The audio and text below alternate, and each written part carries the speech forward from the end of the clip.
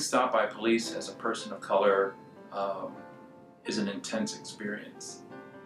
And I say that because on the national scene, and because of social media, and because of our instant ways of communicating, we're learning more and more stories that aren't ending out well. So that fear is always with you. My son and I were coming from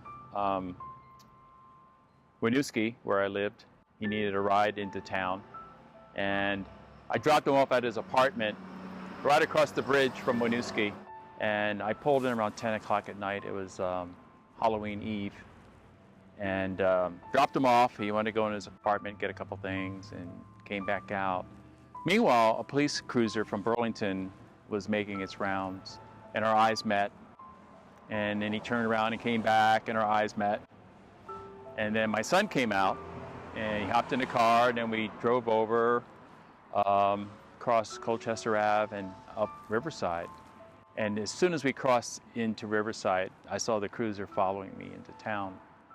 And being black, I'm very aware when I'm around police. And my lights were working, I'm doing 25 miles an hour. There's no reason to stop me. And we got this far into Burlington where he wanted to get dropped off right down the street, and the blue lights come on. So I pull over, and the officer comes over, I hand him my paper, and there was another officer on the curb with a flashlight just shining inside the car, obviously looking for who knows what. And the officer explained, well, we were looking for two suspicious black people driving a black Honda. Well, I was driving a black Saab. So what's the story? And my son's getting agitated, and because this happened many times before. And he starts raising his voice. And I told him, close the window and shut your mouth, because this is how a police stop turns into disorderly conduct. What is happening is that black and brown bodies are much more heavily surveilled and monitored by the police than are white bodies. A national problem, but clearly existing here in Vermont. Vermonters believe themselves to be very liberal, right? We see ourselves as a progressive state, that problems of racism are problems of the South or the Midwest, but they're not problems here. But the data suggests the opposite. The data suggests that Vermont is no different than any other part of the country. In fact, our disparities in terms of search rates and stop rates mirror those in North Carolina, in Missouri, and in a number of other states in the country.